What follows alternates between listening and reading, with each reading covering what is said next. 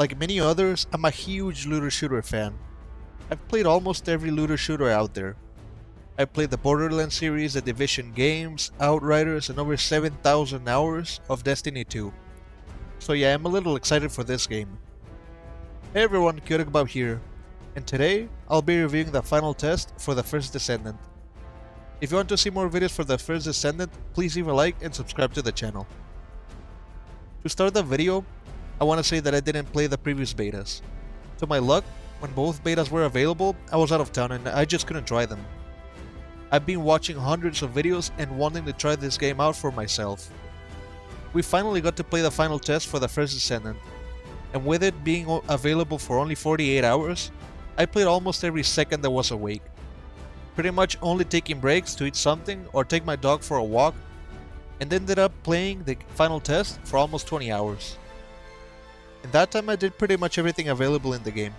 I finished the campaign, I did many void intercepts, dozens of strikes, many special operation attempts to get to the final wave, but no, I never made it to the final wave.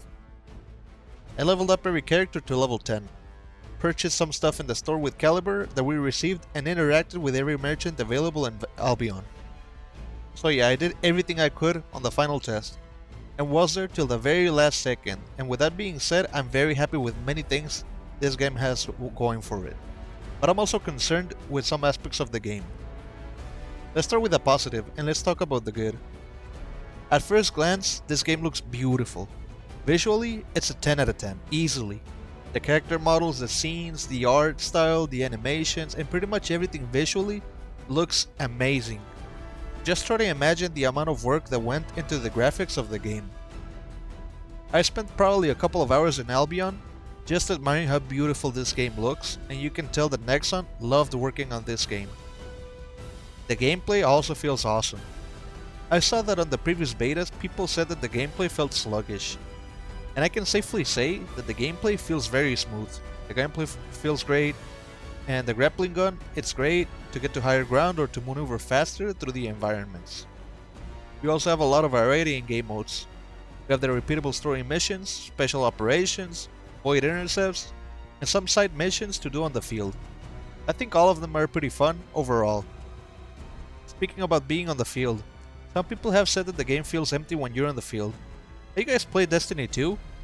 That game really feels empty when you go to the destinations, and there isn't much to do after you did the campaign and side content. I don't play Destiny 2 anymore, but the last time I visited a location was during the first month that Lifehold released. You really don't have any reason to visit destinations later on in the game. And the Descendants feel like they all have personality. To really get a feel for the game, I leveled up every Descendant to level 10, to really see which ones I'll be starting with. For example, the fan favorite Bunny is super fun to use. You're just running around everywhere shocking everybody close to you. But my personal favorite is Glay. She feels super strong, and I think that she will be one of the must-haves in the late game. Others like Kyle and Sharon maybe need a little bit more of work, or maybe I just didn't see a lot of use for them. But in my opinion, these two Descendants need a little bit of a buff to make them more viable compared to the other options.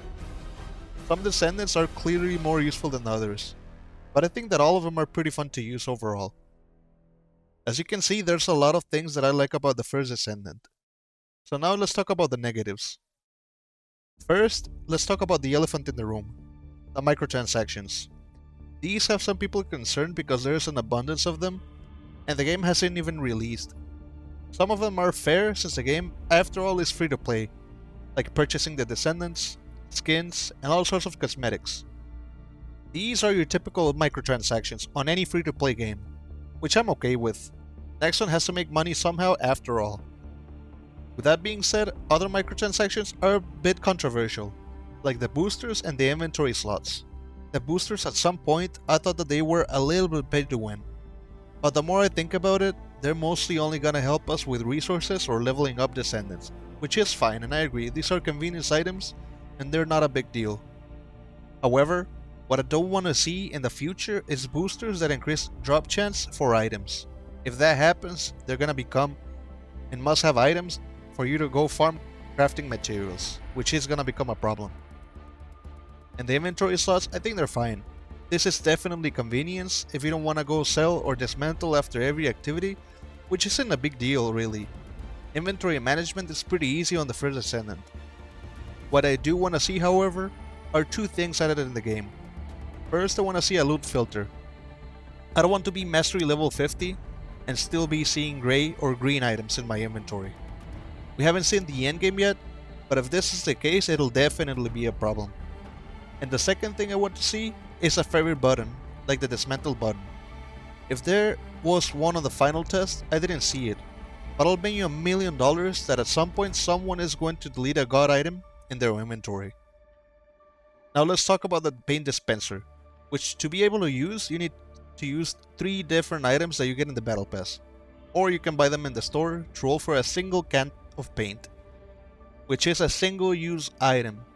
Yes, you heard me right, a single-use item.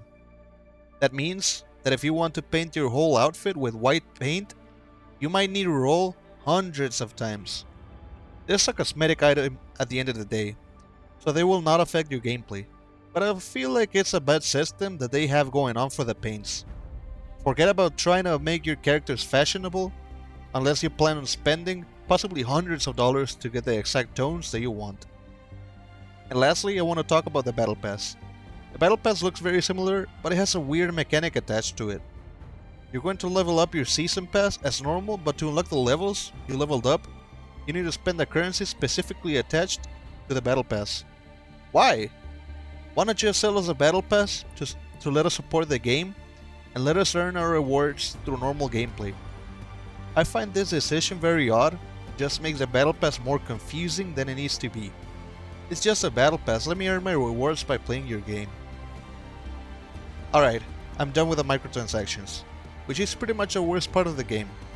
I'm at the point where I don't even want to interact with the paint dispenser on full release, even if I have the materials. Let's talk about another aspect that will most likely be fixed by release: the performance, stability, and compatibility. So the whole point of the final test was to stabilize the performance for CPUs and GPUs, and I think the game is on the right track. But in my particular case, I was having a lot of technical issues. I have a 4090, and it's not to flex or anything, but I usually get over 100 frames in most games. This includes games like Diablo 4, Call of Duty, Lies of P, and many others. With that being said, I saw as low as 50 frames per second at 4K resolution in Albion, and pretty much everywhere in the game. A friend of mine told me that they had over 100 FPS in Albion in 1440p with a 4080. So I switched my resolution to 1440p, and to my surprise, I didn't even see my frames decrease. I was still at 50 frames per second. Hopefully we see a big jump in performance at full release, but I was still seeing many issues with compatibility. When I first launched the game, I was seeing a lot of stutter in the game, pretty much making it unplayable, and I had to force myself to make it through the tutorial. I thought that the tutorial area was probably bugged or needed some work, so I finished the tutorial and got to Albion. And the stutter got even worse. The culprit for the stutter was surprisingly my mouse. I use a mouse with 8000 MHz polling rate, and for whatever reason, it was causing the issue. And thankfully the fix was pretty easy. Just changed my polling rate to 1000 MHz. Easy fix. I also saw many issues server side, where if I was jumping, I would suddenly have 1000 gravities while jumping and I would fall to my death in the jumping sessions of the strikes. I also saw rubber banding, and in some points I couldn't even jump. My character wouldn't react. When troubleshooting, I found another friend was having the same issue, which hopefully gets fixed by the final release. And my final concern with the first Descendant is the abundance of currencies that we have. We pretty much have a currency for everything, and I don't know why. The premium currency for the shop, the battle pass currency, the battle pass rewards currency, gold, the currency for our mods, and currency to buy paint. I feel like the game is bloated with all these different systems, and it needs to be streamlined a little more. First of all, I would remove the battle pass currencies, and then lower the cost to one currency for paint. There is too much going on, and I feel like a lot of people will get confused by these unnecessary systems. So yeah, the first Descendant doesn't have many bad things going for it, but when it does, it's like it's shooting itself on the foot. And I'm pretty sure that if we see the paint system stay the same, a lot of people will not let it slide. It You might think that I spent more time critiquing the game rather than focusing on the positives. But with its bad aspects, I'm still very hyped for the first Descendant. And I cannot wait for this game to release, to play it non-stop and to make content for it. I can almost safely say that me and many others will spend, at the very least, hundreds of hours in this world that Nexon has built. But those are my thoughts for the final test for the first Descendant.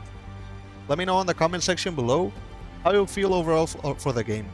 Do you feel excited? Do you feel hyped? Let me know, I'm interested in your opinion. And that's all for this video, guys. If it was entertaining or useful, please leave a like, it really helps out. And if you want to see more videos for the first Descendant, subscribe to the channel. Thank you for watching and I'll see you on the next one. Later.